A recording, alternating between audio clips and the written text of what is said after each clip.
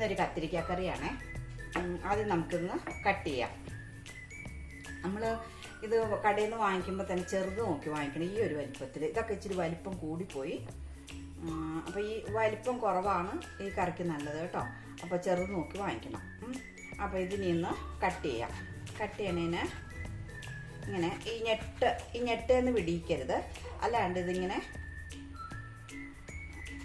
ഓരോ അല്ലികളായിട്ട് കട്ട് ചെയ്തെടുക്കണം.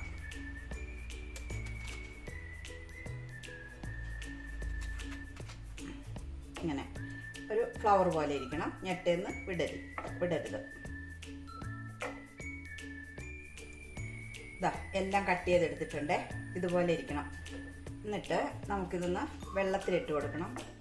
വെള്ളത്തിൽ ഇത് മുങ്ങിക്കിടക്കുന്ന രീതിയിലിട്ട് കുറച്ച് സമയം, നമ്മൾ ഇതിൻ്റെ ഗ്രേവി തയ്യാറാക്കുന്ന ആ സമയം വരെയും ഇട്ടാൽ മതിയാവും. അപ്പം അങ്ങനെ കുറച്ച് നേരം കിടക്കട്ടെ. ഇതാ ഒരു അരമുറി തേങ്ങ എടുത്തേക്കണം ഗ്രേവിക്ക് വേണ്ടിയിട്ട്. ഇത് നമ്മൾ തീയലിന് വറുക്കുന്ന പോലെ തന്നെ വറുത്ത് തീയൽ അരയ്ക്കണ പോലെ തന്നെ വെള്ളം തൊടാണ്ട് അരച്ചെടുക്കണം. അത് നമുക്കൊന്ന് വറുത്തെടുക്കാം.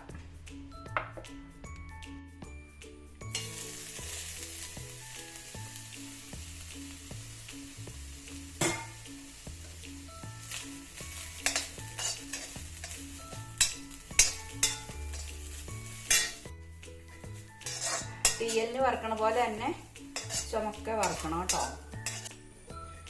തേങ്ങ ഡ്രൈ ആയി വന്നപ്പോൾ ഞാൻ 1 സ്പൂൺ വെളിച്ചെണ്ണ ഒഴിച്ച് കൊടുത്തായിരുന്നേ. അപ്പം അങ്ങനെ ഒഴിച്ച് കൊടുത്ത് വറുത്തെടുക്കണം. നമ്മൾ തീയലിന് വറുക്കുന്ന പോലെ തന്നെ, അല്ലാണ്ട് പ്രത്യേകിച്ച് വേറെ വ്യത്യാസങ്ങളൊന്നുമില്ല. ഇതൊക്കെ ഇച്ചിരി കറിവേപ്പിലയും കൂടി ഇട്ട് കൊടുക്കണേ. തേങ്ങ മൂത്ത് വരുന്നുണ്ട്. അപ്പോൾ ഈ സമയത്ത് നമുക്കൊരു 1/2 ടീസ്പൂൺ ജീരകം ഇട്ട് കൊടുക്കുന്നുണ്ട്. നല്ല ജീരകം, ചെറിയ ജീരകം ഇല്ലേ, അതൊന്ന് പൊട്ടി വരുമ്പോൾ, അപ്പോൾ ഫ്ലെയിം കുറച്ചിട്ട് വേണം കേട്ടോ ചെയ്യാൻ ഇതൊക്കെ ചെയ്യുമ്പോൾ.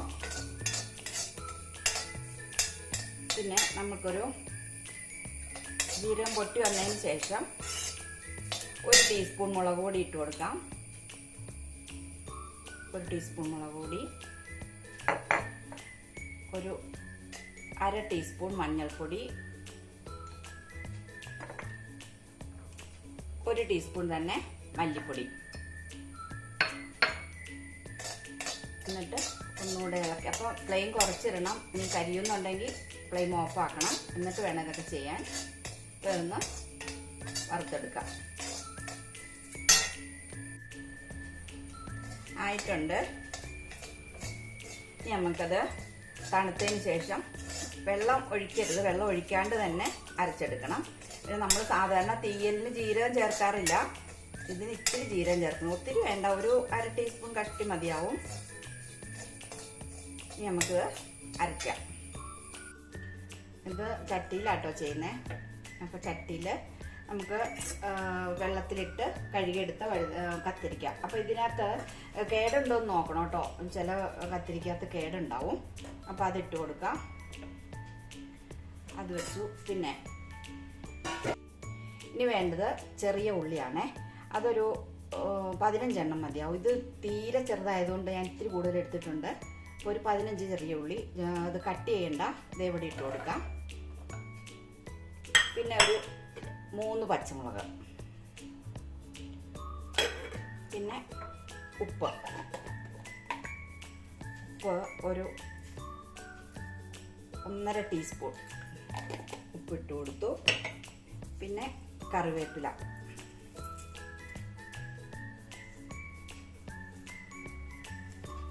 ഇട്ടു. ഇനി നമുക്ക് അരച്ച് വെച്ചിരിക്കുന്ന അരപ്പൊഴിച്ച് കൊടുക്കാം. വെള്ളം തൊടാണ്ട് അരച്ചതാണേ. അരച്ചതും അജാറ് കഴിയ വെള്ളം എല്ലാം കൂടി അത്.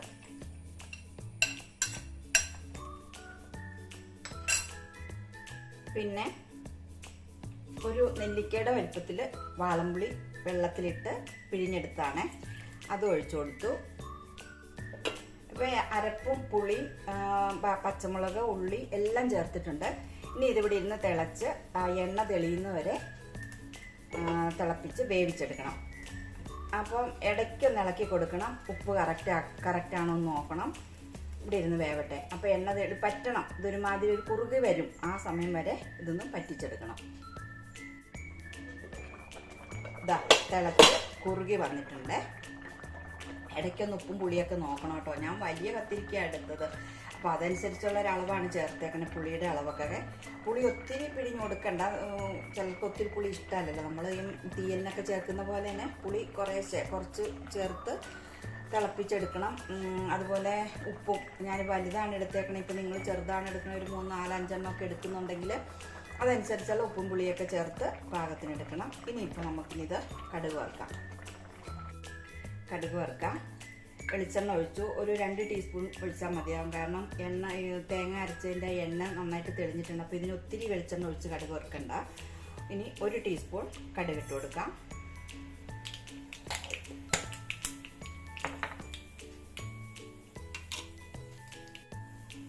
കടുക് പൊട്ടി വരുമ്പോൾ പച്ചമുളക്, കറിവേപ്പില, വെളിച്ചെണ്ണ ഒത്തിരി ഒഴിച്ച് കടുക് വറുക്കണ്ടാട്ടോ. നമുക്ക് തേങ്ങ അരച്ചതിന് ഇപ്പോൾ നമ്മൾ തേങ്ങ വറുത്തപ്പോൾ കുറച്ച് എണ്ണ ചേർത്തിട്ടുണ്ടല്ലോ, അപ്പോൾ എണ്ണ ഒഴിച്ച് തന്നെ വറുത്ത് എടുക്കാൻ ശ്രദ്ധിക്കണം. ഇനിയിപ്പോൾ കടുക് വറുക്കുമ്പോൾ കുറച്ച് മതിയാവും.